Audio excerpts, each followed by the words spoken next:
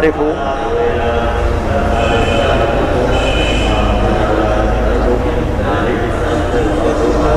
یعنی ایک آدمی کو خطاب کر رہے ہو کہ تو جانے، تو، باقی کوئی نہ جانے تو کوئی بات نہیں.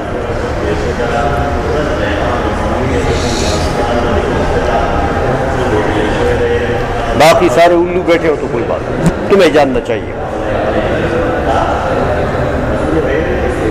یہ مطلب ہے.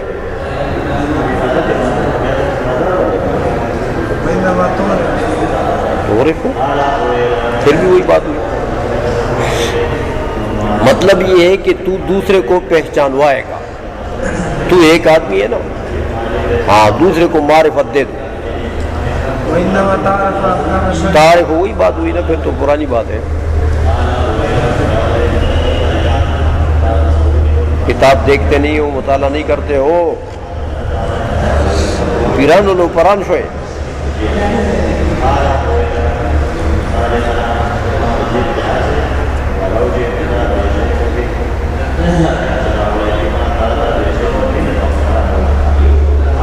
مونگو اس نجوم کو اور تاسو خواری نہیں کوئی.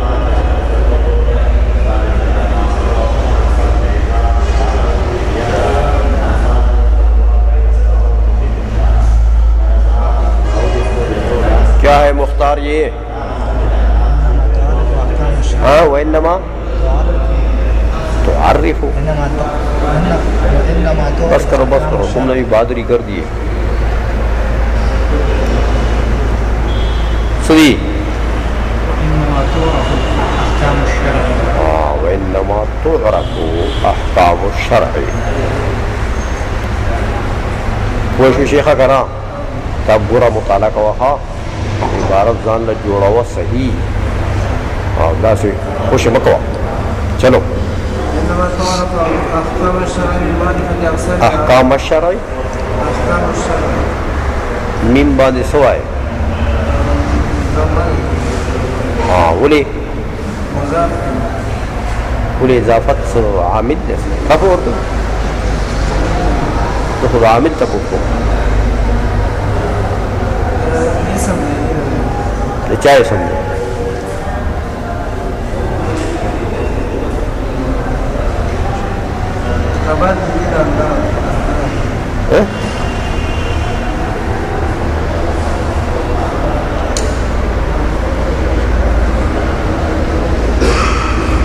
راستہ کشر کو تم وہ سر زمان خیال ہے جو سب پرواتے نہیں ساتھ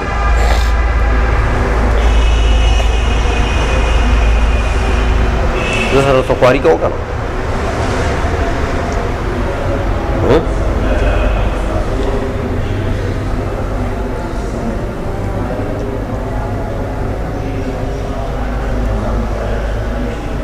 دس جوڑی کی بسبکو دے سر بسکو.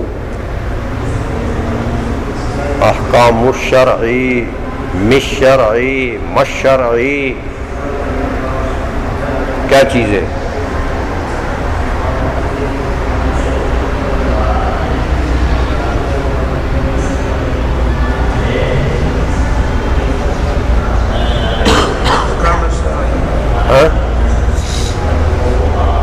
حضور وائے لگے یار ماپوئی کا کنا گناہ خود نہ کنا. ہاں احکام الشرعی کیوں؟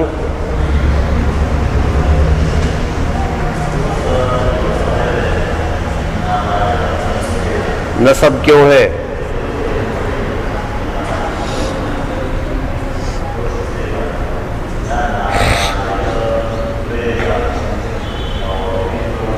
ترکیب پڑھی ہے تم نے؟ کہاں پڑھی ہے؟ جنیدیہ میں. پھر کیوں ایسا ہے؟ ادری کالج چھوٹی کوئی شارٹ شوئے لگا اتنے کا خواری ہو سارا کو کھانا پھر نہ خدا سے نکلی لگ دیکھے نوا اور کم از کم دوسری کتاب چی دا و سرا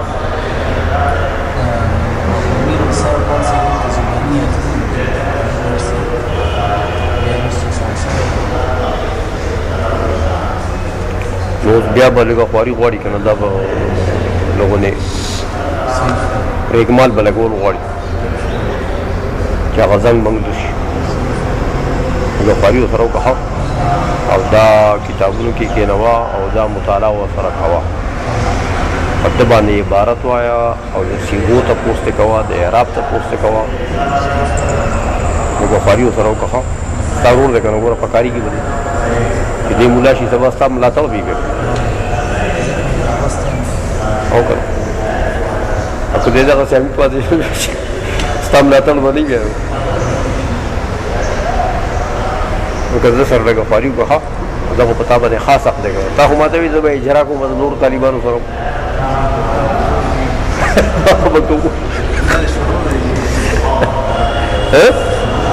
چا سره شروع رښتیا وایي داسې ګپ ولې نه چې تو سره اجرا کوې خو چې دا نکړې زه به ورسره څه څه ټایم کې ورسره کوې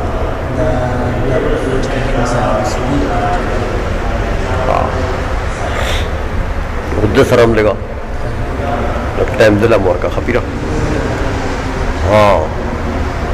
احکام مشرع نائب فاعل دې تو ورکو دپاره ښه چلو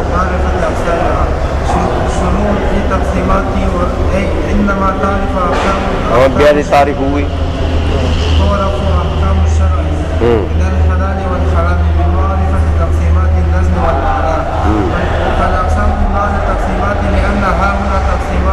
تقسيمات متعددة لأنها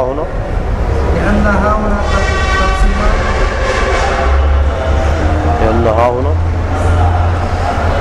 تقسيمات متعددة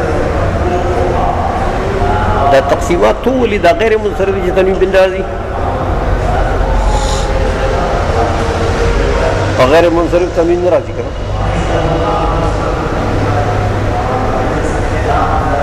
زوازا وتحت كل تقسيم أقسام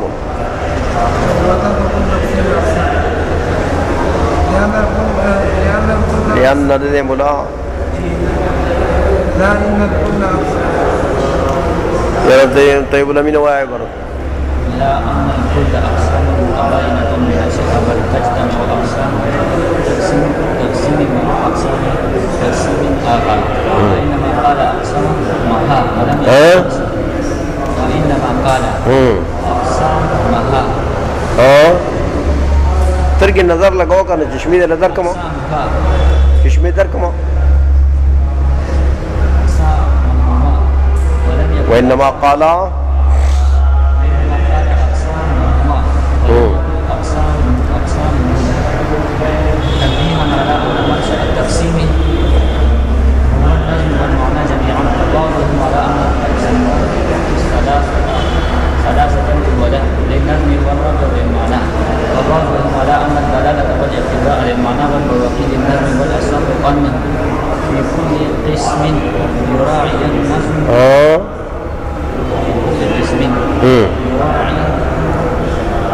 مجهول سی غدا یراعا النظم دلالته على المعنى.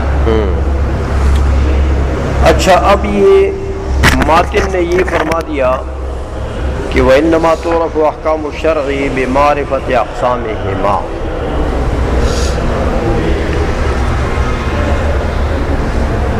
شریعت کے جو اقسام ہیں احکام ہیں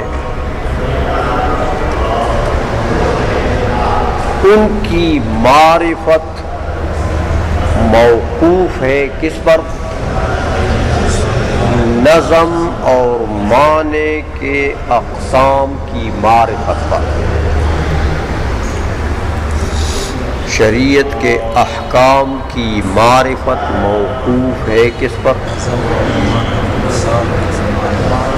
ہاں کہ پہلے ایسا کرو کہ نظم اور معنی کے اقسام پہچان لو تو اس کے بعد تمہیں شریعت کے احکام کی معرفت حاصل ہو جائے. یہ بات کہی ماتن نے تو شارح فرماتے ہیں مولا جیون رحمۃ اللہ علیہ کہ اس عبارت سے ماتن کا مقصد کیا ہے, کیا کرنا چاہتے ہیں.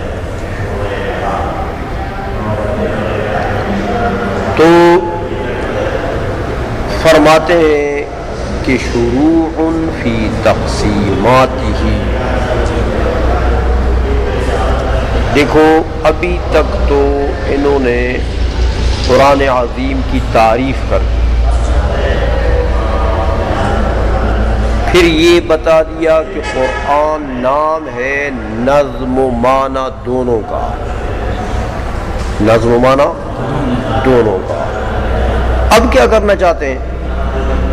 کہتے ہیں اب قرآن کی تقسیم کرنا چاہتے ہیں، لیکن کیونکہ تقسیمات قرآن کی متعدد ہیں،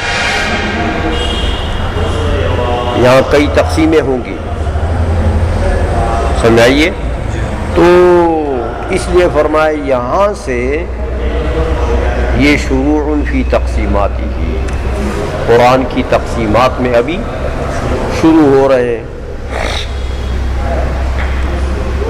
تو یہ فرما دیا کہ بھائی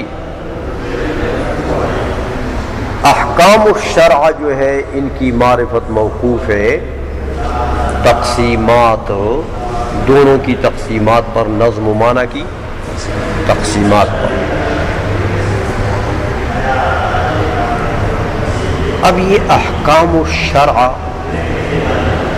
تو احکام الشرع جو ہے یہ تو اعتقادیات بھی ہیں اور عملیات بھی ہیں۔ احکام الشرع کا لفظ تو عام لفظ ہے، تو اس کے معنی تو پھر یہ ہوں گے کہ اعتقادیات ہوں چاہے عملیات ہوں، ان سب کی معرفت موقوف ہے کس پر؟ نظم و معنی کی تقسیمات پر۔ حالانکہ یہ بات تو صحیح نہیں ہے، کیونکہ آگے یہ جو تقسیمات کر رہے ہیں ان تقسیمات کے اوپر تو اعتقادیات موقوف نہیں ہے، جو یہ ظاہر نص مفسر محکم سمجھائیے وغیرہ یہ جو آگے تقسیم کر رہے ہیں اور اقسام بیان کر رہے ہیں، تو ان کے اوپر اعتقادیات کی معرفت تو موقوف نہیں ہے۔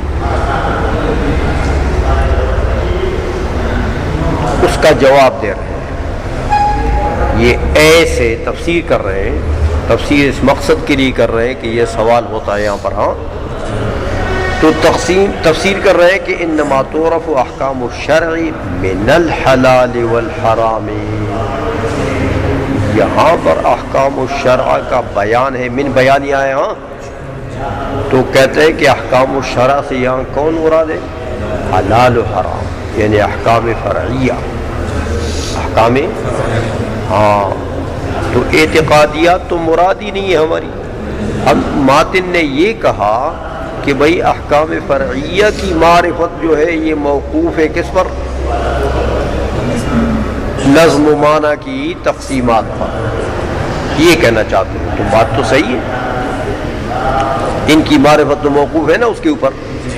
یہ کہتے ہیں کہ بھئی یہ بمعرفت تقسیمات النظم والمعنی، یہ النظم والمعنی اقسام ہمام، بمعرفت اقسام ہمام جو ضمیر ہے اس کا مرجع بتا دیا، ہاں۔ اچھا، اب یہ فل اقساموں سے گویا کہ ایک سوال کا جواب دے رہے ہیں کہ بھئی اس نے یہ کہا ماتن نے کہ انما تعرف احکام الشرع بمعرفت اقسامہما، بمعرفت نظم و معنی کے اقسام پر معرفت احکام موقوف ہے، تو نظم یہ جب ساری قسمیں یہ جتنی آ رہی ہیں یہ سب کا مقسم انہوں نے کیا ٹھہرا دیا؟ نظم و معنی، تو سب اقسام کے لیے مقسم کیا چیز ہوئی؟ نظم و معنی۔ تو پھر قاعدہ ہے کہ ایک مقسم کے جو اقسام ہوتے ہیں وہ آپس میں جمع نہیں ہوتے، آپس میں جمع، ان میں آپس میں تضاد ہوتا ہے، ایک مقسم کے اقسام آپس میں جمع نہیں ہوتے. تو اگر ان سب کے لیے جتنی اقسام آ رہی ہیں ان سب کے لیے اگر مقسم نظم و معنی ہے تو پھر یہ تو ایک مقسم کی اقسام ہو. یہ 20 کے 20 جو آگے آ رہے ہیں یہ سب کیا ہوئے؟ ایک ہی مقسم کے اقسام ہوئے. تو ان کو آپس میں جمع نہیں ہونا چاہیے، حالانکہ یہ تو جمع ہوتے ہیں. یہ تو یہ ظاہر نص مفسر محکم یہ جا کر جمع ہو جاتے ہیں حقیقت مجاز سے. سمجھ میں آ گئی ہے؟ تو باقیوں کے ساتھ بھی جمع ہو جاتے ہیں، تو یہ تو آپس میں جمع ہو جاتے ہیں. اس کا جواب دیتے ہیں کہ دیکھو بھائی یہ جو انہوں نے کہا نا بمعرفت اقسامہما، یہ اگر یہ لفظ اپنے ظاہر پر ہوتا نا کہ یہ اقسام سے اقسام مراد ہوتے اور یہ سارے اقسام ہوتے نظم و معنی کے، تو تمہارا سوال ٹھیک تھا، تمہارا سوال ٹھیک تھا. لیکن ایسا نہیں ہے. کہتے اقسام یہاں پر بمعنی تقسیمات ہے. بمعنی تقسیمات ہیں. دیکھو اس لیے کہتے ہیں فالاقسام بمعنی تقسیمات. تو مطلب یہ ہوا کہ گویا کہ یہ احکام شرع کی معرفت موقوف ہے کس پر؟ تقسیمات نظم و معنی پر. نظم و معنی کی کئی تقسیمات ہیں تو ان کی معرفت پر موقوف ہے. اس لیے کہتے ہیں کہ لأنہا ہونا تقسیمات المتعدہ، اقسام جمع ہے. تو کہتے ہیں بات صحیح ہے کیونکہ اقسام کا لفظ جمع لے آیا متن میں، تو ٹھیک ہے. تقسیمات بھی تو بہت سے ہیں، متعدد ہیں. آئی سمجھ؟ وتحت کل تقسیم اقسام، اور پھر ہر تقسیم کے نیچے اقسام ہے.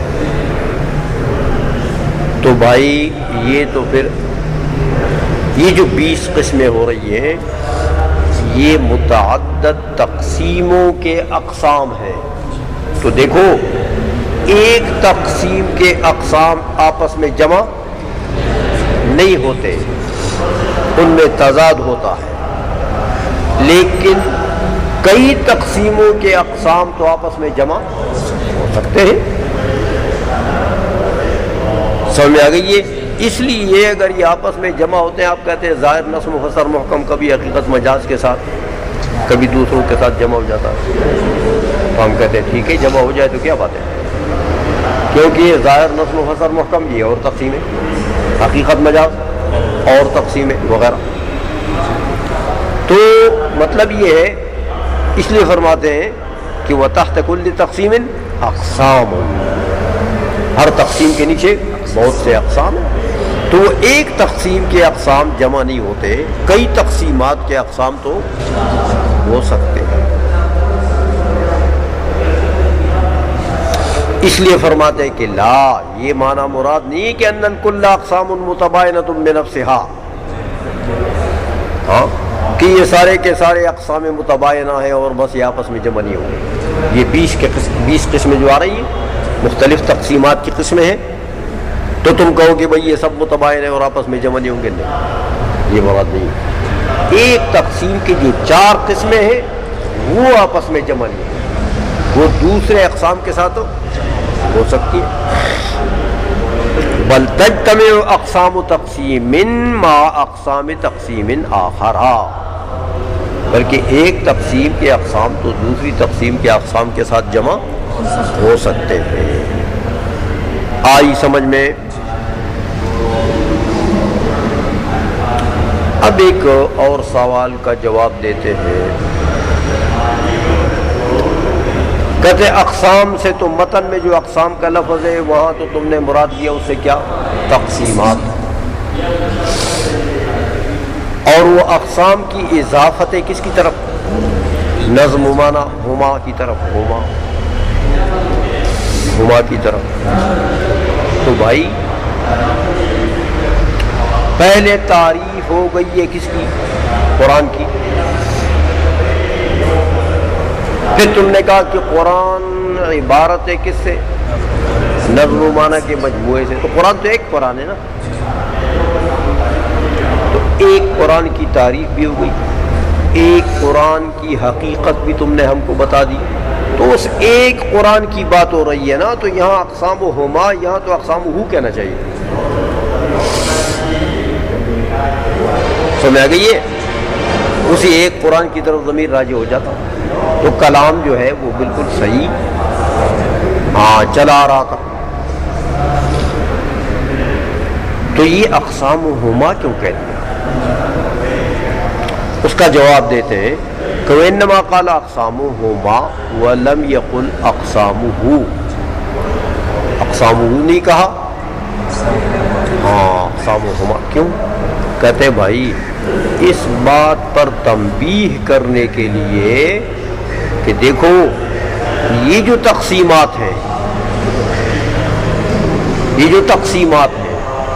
ان تقسیمات کا منشا کیا چیز ہے؟ نظم و معنی. یعنی ان کا مقصد کیا چیز ہے؟ نظم و معنی. اس پر تنبیہ کرتے ہوئے ہما کا لفظ لیا ہے, اور ہو کا لفظ, کہ ہو میں یہ نہیں پتہ لگتا تھا. ہو میں تو تم کہتے کہ یار یہ تقسیمات قرآن کی, بس تو آپ گزر جاتے یہ قرآن کی تقسیمات ہیں. تو نظم و معنی کی طرف آپ کا ذہن جاتا یا نہ جاتا؟ اس لیے تنبیہ کر دی کہ سمجھ لو کہ ان تقسیمات کا تعلق بالذات کس سے ہے؟ نظم و معنی سے. والنظم والمعنی جمیعاً. آئیسوں میں یہ ماتن نے گویا کہ اپنی رائے بتا دی کہ میری رائے یہ ہے کہ ان سب تقسیمات کا تعلق بالذات کس سے ہے؟ نظم و معنی دونوں سے. نظم و معنی. یہ بات بتانے کی کیا ضرورت پڑی ماتن کو؟ کہ وہ تنبیہ کر رہے ہیں اس پر, کیا ضرورت پڑی؟ کہتے ہیں ضرورت تو پڑ گئی ہے نا, اس لیے کہ یہ مسئلہ اختلافی ہے. یہ مسئلہ اختلافی ہے. تو ماتن کے نزدیک جو حق اور صحیح قول تھا وہ بتا دیں. سمجھ آئیے کیسے اختلافی ہے؟ کہتے ہیں وَبَعْضُهُمْ عَلَىٰ أَنَّ التَّقْسِيمَاتِ الثَّلَاثَةَ الْأُوَلَىٰ لِلنَّظْمِ. دیکھو, اور والرابعہ للمعنی. یہ اختلافی مسئلہ ہے. بعض اصولیین تو اس طرف گئے ہیں کہ یہ جو پہلی 3 تقسیمات ہیں یہ کس کے ہیں؟ یہ نہ صرف نظم کے, اور چوتھی تقسیم صرف معنی کی. وَبَعْضُهُمْ عَلَىٰ أَنَّ الدَّلَالَةَ وَالِاقْتِضَاءَ لِلْمَعْنَىٰ وَالْبَوَاقِي لِلنَّظْمِ. اور بعضوں نے کہا کہ چوتھی تقسیم میں جو اقتضاء النص اور دلالت النص ہے نا, یہ 2 اقسام بس, یہ معنی کے اقسام, اور باقی سارے کے سارے وہ نظم کے ہیں. تو مسئلہ تو اختلافی ہو گیا. اس لیے ماتن نے جو ان کے نزدیک, ماتن کے نزدیک صحیح قول تھا اس کے اوپر تنبیہ کر دیے کہ دیکھو میں یہ نہیں کہتا کہ یہ دلالت اور اس کو نکال کر تو باقی سب نظم کی ہے, یہ قول بھی میرا نہیں ہے. یہ بھی نہیں ہے کہ چوتھی تقسیم کو نکال کر باقی سب نظم کی ہیں چوتھی معنی کی, یہ بھی نہیں. میرا قول کیا ہے کہ سب تقسیمات کا تعلق ہو نظم و معنی جمیعاً سے. نظم و معنی دونوں سے. تو یہ تنبیہ کرنا اس لیے پڑی کہ تنبیہ کا یہ مقام تھا, ضرورت تھی کہ یہ اپنی رائے بتاتا. آئی سمجھ میں؟ اچھا والاصح انه في كل قسم يراعى النظم مع دلالته على المعنى. اصح قول وہی ہے جو ماتن نے کیا کہ ہر تقسیم میں نظم اور معنی دونوں کی رعایت ملحوظ ہے. ہر تقسیم میں نظم من حیث انہ دال اور معنی من حیث انہ مدلول. سمجھئے؟ تو ان حیثیات سے گویا کہ نظم و معنی دونوں کی رعایت ضروری ہے، دونوں ملحوظ ہیں. تو مطلب یہ کہ دونوں کے اقسام آئی سمجھ میں. چلیے جی وذالک اربعۃ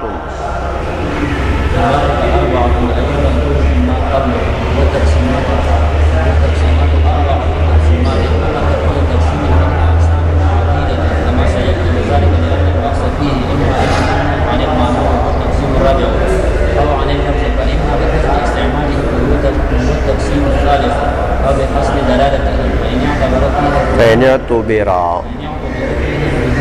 فيها الظهور والخفاء. اچھا اب ماتن نے یہ فرمایا کہ وذالک اربعۃ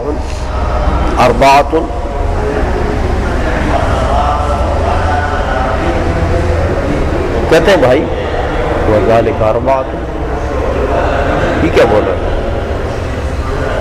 یہ تو جملہ ہی غلط ہے. ذالکا کس لیے آتا ہے؟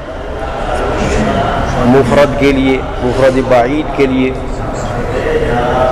مفرد بعید کے لیے. تو یہ اس کو مبتدا بنا دیا اور اربعۃ اس کے لیے خبر بنا دیا. وہ ایک جو ہے نا وہ ایک وہ چار ہے، تو ایک چار ہو سکتا ہے. وہ جو دور ہے نا وہ دور ایک وہ چار. تو یہ تو اربعۃ کا حمل یا ذالک کے اوپر صحیح نہیں ہے، یہ تو جملہ ہی غلط ہے. ایسا کوئی کہے گا تو وہ ایک جو ہے وہ چار. جب ایک کہہ دیا پہلے تم نے کہہ دیا وہ ایک، اب چار کا کیا مطلب؟ سمجھ میں آ گئی ہے؟ تو یہ تو کلام ہی مخدوش ہے. شارح اس کا جواب دیتے ہیں کہ بھائی چار تو تھے، وہ جو ذالک سے مشار الیہ ہے نا وہ ایک نہیں ہے. ذالک کا مشار الیہ متعدد ہے، متعدد ہے. وہ بہت سارے اربعۃ وہ چار ہیں. سمجھائیے. اب اعتراض ہوتا ہے کہ اچھا وہ جب مشار الیہ بہت سارے ہیں، متعدد ہیں، ان میں تعدد ہے، تو پھر تو ذالک کا لانا ٹھیک نہیں ہے. ذالک کا ہاں پھر تو جمع کا اشارہ لانا چاہیے تھا. سمجھائیے. تو یہ تو مفرد کے لیے آتا ہے. اس کا جواب دیتے ہیں کہ نہیں یہ لانا بھی ٹھیک ہے لیکن بتاویل مذکور، بتاویل مذکور کہ بھائی وہ جو مذکور ہے نا مذکور وہ اربعۃ ہونا. تو اب مذکور کا تو ایسا لفظ ہے کہ اس کا تو بہت بات بیٹھے، اس میں تو ہزاروں سب آتے ہیں. مذکور تو کئی چیزیں ہو سکتی، ہزاروں چیزیں ہو سکتی. اس لیے کہتے ہیں کہ یہ ذالک کا اس میں اشارہ جو یہاں ماتن نے استعمال کیا یہ مؤول ہے، بتاویل مذکور ہے. دیکھو ای المذکور فیما قبل، ذالک ای المذکور فیما قبل. اور وہ مذکور ما قبل میں کیا چیز ہے؟ وہ تقسیمات ہے.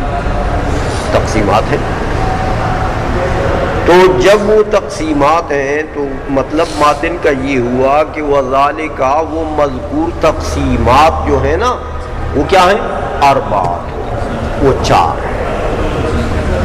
اب تو معنی صحیح ہو گیا نا، اربعۃ تقسیمات، وہ چار تقسیمات. اور پھر وہ تحت کل تقسیم منہا اقسام عدیدۃ کما سیاتی، ہر تقسیم کے نیچے پھر متعدد اقسام ہیں جیسے ابھی آ رہا ہے. اب بعض علماء نے اس کی وجہ حصر بیان کی ہے کہ یہ چار تقسیمات کیوں ہیں. تین کیوں نہیں ہے، دو کیوں نہیں ہے، پانچ چھ کیوں نہیں ہے؟ تو بعض نے وجہ حصر بیان کیا، وہ نقل کر رہے ہیں کہ وذالک لأن البحث فیہ اما ان یکون عن المعنی او عن اللفظ، کہ وہ جو تقسیم ہے اس میں بحث یا معنی سے ہوگی یا لفظ سے. معنی سے بحث ہے تو پھر تقسیم رابع، وہ تقسیم الرابع. لفظ سے بحث ہے تو پھر دیکھیں گے فإما بحسب استعمالی، یا تو استعمال کے اعتبار سے ہے کہ بھئی اس کا استعمال معنی حقیقی میں ہے کہ معنی مجازی میں ہے، موضوع لہو میں ہے کہ غیر موضوع لہو میں ہے، وغیرہ وغیرہ. اگر اس اعتبار سے ہے تو وہ ہوا تقسیم الثالث، تیسری تقسیم. او بحسب دلالتی، اور یا اس کی دلالت کے اعتبار سے استعمال اس میں بحث ہے تو فإن اعتبر فيها الظهور والخفاء فهو الثاني. اگر ظہور و خفاء کے اعتبار سے ہے تو پھر تقسیم ثانی ہے. وإلا، اور اگر یہ نہیں تو فهو الأول، پھر وہ تقسیم. بعض علماء نے یہ وجہ حصر بیان کی ہے، اس کو نقل تو کر دیا انہوں نے، لیکن اس وجہ حصر پر سوال ہوتا ہے.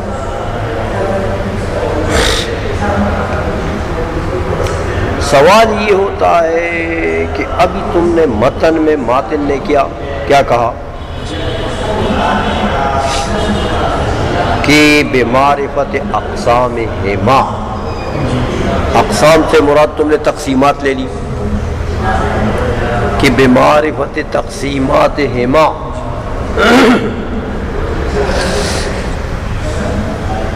تو ہما کی ضمیر تو نظم و معنی دونوں کی طرف آئے تھے. تو اس کا تو مطلب یہ ہوا کہ تقسیمات، ساری تقسیمات جو ہیں ان کا وہ ان کے لیے مقسم کون ہے؟ نظم و معنی دونوں ہیں، دونوں نظم و معنی. پھر آخر میں شارح نے کہہ دیا کہ وَلَصَحُّ أَنَّهُ فِي كُلِّ قِسْمٍ يُرَاعَى النَّظْمُ مَعَ دَلَالَتِهِ عَلَى الْمَعنَى. اصح قول بھی یہ ہے کہ ہر تقسیم میں نظم و معنی دونوں کا لحاظ ہے، ہر تقسیم میں. یہ کہہ دیا نا. تو اب جب وجہ حصر پر آئے ہو تو کیا کہا کہ بھئی اس کو دیکھیں گے اما یکون عن المعنی، اس میں بحث جو ہوگی یا معنی سے ہوگی. ٹھیک ہے. وہ تو تقسیم، اس کا تو مطلب یہ ہوا کہ تقسیم رابع میں صرف معنی کی بات ہے، لفظ کی بات نہیں ہے. تو یہ اور یہ وجہ حصر اور وہ پہلا کلام دونوں میں تضاد ہے کہ نہیں ہے؟ سمجھ گئے ہو؟ وہاں تو کہا کہ بھئی یہ سب تقسیمات جو ہے یہ نظم و معنی دونوں کی تقسیمات ہیں. شارح نے اصح قول اس کو قرار دیا کہ یراعى النظم مع دلالته علی المعنی، دونوں کی رعایت کی جائے گی. تو اب وجہ حصر بھی کیا کہہ رہے ہو کہ جو چوتھی تقسیم ہے نا وہ معنی کی، اور باقی تین جو ہے وہ لفظ کی ہے. تو یہ تو سب تقسیمات میں نظم و معنی دونوں کی رعایت ہوئی نہیں. وہ ایک میں لفظ کی رعایت نہ ہوئی، صرف معنی کی بات ہوئی، اور باقی تینوں میں معنی کی رعایت نہ ہوئی. تو یہ تو تم نے گڑبڑ کر دی. وجہ حسر جو ہے یہ پھر ما قبل کلام سے تو موافق نہیں ہے. بات سمجھ میں آ گئی ہے؟ یہ ایک سوال یہاں پر ہوتا ہے. اس کا جواب یہ ہے کہ اصل میں وجہ حسر جن علماء نے یہ بیان کی ہے انہوں نے نفس بحث کو نہیں دیکھا، نفس مقسم کو نہیں دیکھا، بلکہ انہوں نے مقصودی چیز کو دیکھا. مقصودی چیز کو دیکھا. دیکھو ایک یہ ہے کہ نفس مقسم کون ہے. مقسم نفس مقسم عینی مقسم کون ہے، ایک یہ بات ہے. ایک یہ بات ہے کہ بھائی مقصود بالذات جو ہے بالبحث وہ کون ہے. مقصود بالذات بالبحث وہ کون ہے، دونوں میں فرق ہے. ماتن نے جو کہا کہ اقسامہما نظم و معنی دونوں کی تقسیمات ہیں، وہاں انہوں نے کیا بیان کر دیا؟ نفس مقسم کو، کہ ذات مقسم کون ہے، دونوں.